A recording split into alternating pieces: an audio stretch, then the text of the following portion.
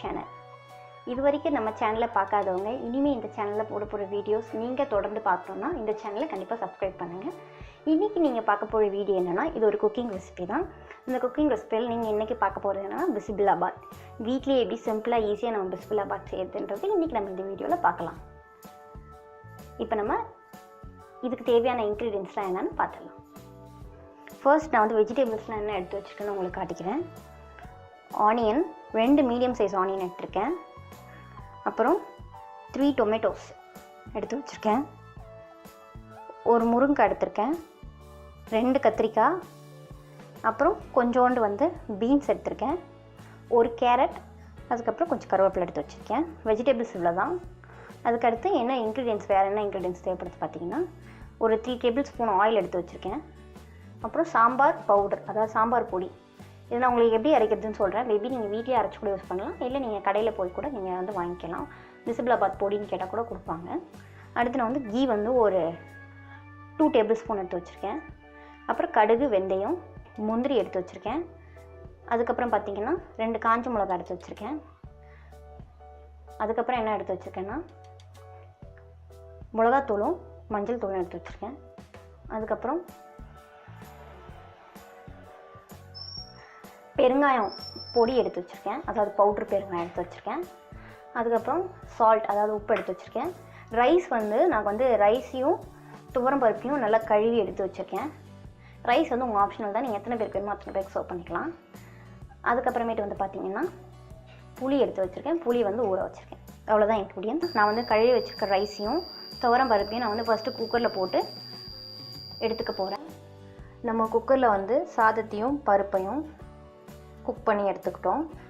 இப்போ நெக்ஸ்ட் நம்ம என்ன பண்ண போகிறோம்னு பார்த்திங்கன்னா, நான் இன்னொரு குக்கர் வந்து ஸ்டவ்வில் வந்து வச்சுருக்கேன். இப்போ வந்து நம்ம குக்கர் வந்து நல்லா ஹீட் ஆகிடுச்சு. நான் ஃபஸ்ட் வந்து ஆயில் ஆட் பண்ணிக்க போகிறேன்.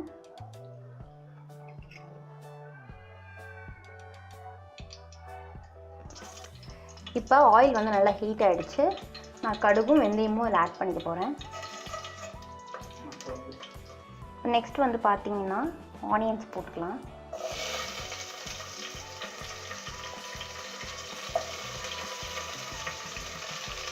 அது கூடவே வந்து நான் கொஞ்சம் கருவேப்பிலை வந்து ஆட் பண்ணிக்கிறேன்.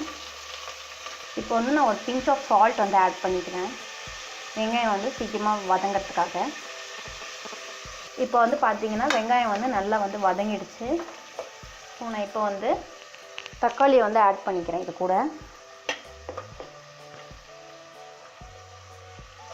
இப்போ வந்து பார்த்திங்கன்னா வெங்காயமும் தக்காளியும் நல்லா வதங்கிடுச்சு. ஸோ நான் இப்போ வந்து ட்ரை ரெட் சில்லிஸ் வந்து இதில் ஆட் பண்ணிக்க போகிறேன். காஞ்ச மிளகா ஆட் பண்ணிக்கிறேன். நான் எல்லா வெஜிடபிள்ஸ், அதாவது எல்லா காய்கறியும் இதில் வந்து போட்டுக்க போகிறேன். கேரட், பீன்ஸ், கத்திரிக்காய், முருங்கைக்காய் எல்லாத்தையுமே இதில் வந்து இப்போ நான் ஆட் பண்ணிக்கிறேன்.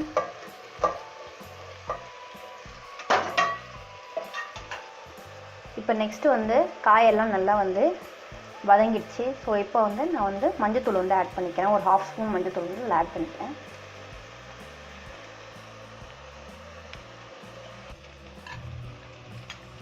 இப்போ நான் மஞ்சள் போட்டு நல்லா வந்து அதை கிளறி விட்டுட்டேன். அதுக்கு அடுத்து பார்த்திங்கன்னா red chilli powder, plain red chilli powder வந்து இப்போ ஆட் பண்ணிக்க போகிறேன். அதாவது வந்து மிளகாத்தூள். 5 மினிட்ஸ் ஆயிடுச்சு. இப்போ நம்ம போட்ட வெஜிடபிள்ஸ் எல்லாம் நல்லா வதங்கிடுச்சு. இப்போ வந்து நான் 1 ஸ்பூன் சால்ட் வந்து இப்போ ஆட் பண்ணிக்கிறேன். இப்போ வந்து பார்த்திங்கன்னா நான் சாம்பார் பொடி வந்து ஒரு 1 ஸ்பூன் அளவுக்கு இதில் வந்து ஆட் பண்ணிக்கிறேன்.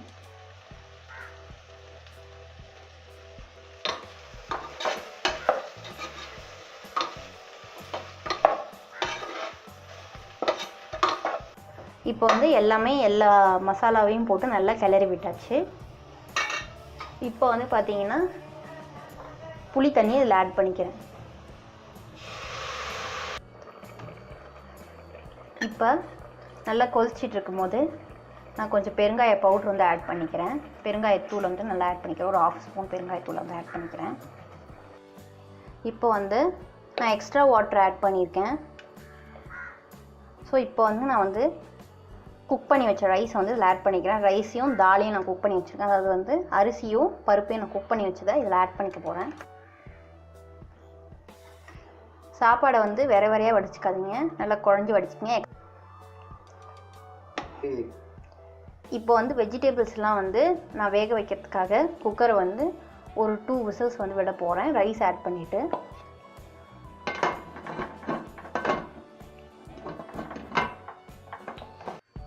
ஓகே ஃப்ரெண்ட்ஸ், இப்போ வந்து பார்த்திங்கன்னா நம்ம பிசிபிலாபாத் ரெடி ஆகிடுச்சு.